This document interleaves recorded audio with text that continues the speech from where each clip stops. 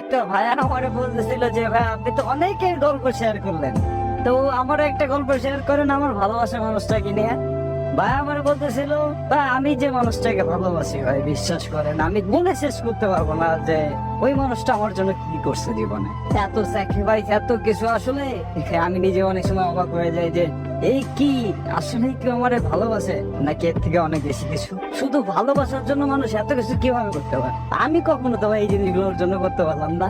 দিনের পর দিন ঠিক আছে আমার জন্য ফ্যামিলির কাছে অত্যাচার সহ্য করছে, বাট বিশ্বাস করেন ভাই আমি যদি কখনো জিজ্ঞাসা করছি যে কি তোমার কিছু বলতে বাসা থেকে, সবসময় একটা কথাই বলতে যে না আমারে কিছু বলে নাই। আমারে কি বলবে? তুমি বলো দে কি বলবো আমারে।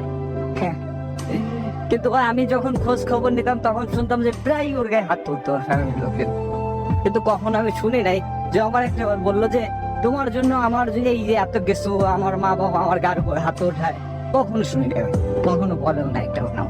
কত সুন্দর সুন্দর ছেলে পেলে, আমার থেকে সুন্দর সুন্দর চেহারা ছেলে পেলে তার পিছে টাইমকে বাড়ে লাইন বাড়ে, কখনো দেখিও নাই সে তাদের সাথে একবার কথাও বলছে। অনেক বড় একটা কপাল ছিল যার কারণে এরকম একটা মানুষ পায়, যার কাছে পুরো দুনিয়াটাই এখনো। বিশ্বাস করতে পারবেন না আমাদের সম্পর্ক 6 বছর। আর আরেকটা খুশির কথা শোনায় সেটা হচ্ছে ও এখন আমার বউ। আর এইটার পিছনে সম্পূর্ণ যা যা কিছু ছিল সবকিছুই ও করছে।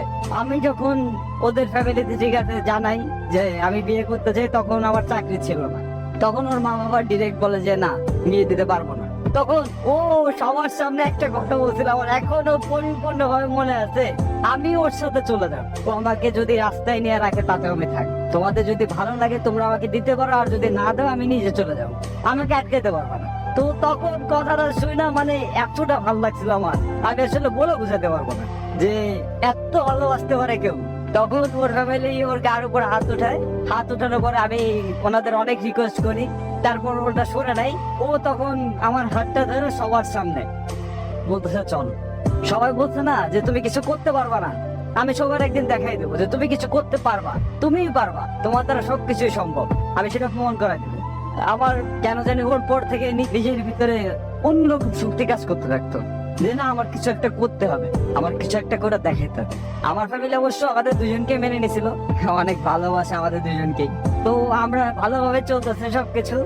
আমার ওই যে জেদটা যে আমার বউ বলছিল যে না তোমার কিছু একটা করে দেখাতে হবে আর তুমি পারবা, সেই জেদে আজকে আমি অনেক ভালো কিছু হয়েছে জীবনে। একটা জিনিস কি জানেন, খুশি থাকার জন্য টাকা পয়সার দরকার হয় না। টাকা পয়সা আজ আছে কাল না, টাকা পয়সা আজকে নাই তো কাল আসবে, আসবে কিন্তু কিন্তু এমন একটা মানুষ দরকার, এমন একটা ভালোবাসার মানুষ দরকার যে মানুষটা আপনার শেষটা অব্দি আপনার পাশে থাকবে, আপনার কাছে থাকবে, আপনাকে ভালোবাসে আপনার হাতটা শক্ত করে জড়াতে রাখবে। মানে যেমনই পরিস্থিতি হোক যেমন অবস্থা হোক সে মানুষটা সবসময় আপনাকে বলবে যে আরে আসি তো, তুমি টেনশন করতেছো কেন, আমি আসি না, তুমি ভয় পাও কেন, আমি কি চলে যাইতেছি, তুমি এত কিছু করতেছো তো শুধু আমার জন্য, তাহলে আমি যদি এতটুকু এই সামান্যতায় যদি থাকতে পারি তোমার কাছে তাহলে তুমি কেন থাকতে পারবে না, তাই না? তো থাকো তুমি আমার সাথে, এটাই হবে আমার, আর কিছু লাগবে না। জীবনটা ছোট, আর এই ছোট জীবনে ভালোবাসার মানুষটাকে পেয়ে গেলে যে আনন্দটা অনুভব হয় তা হয়তো বলে বোঝানোর না, আর বলে বোঝানো সম্ভব না।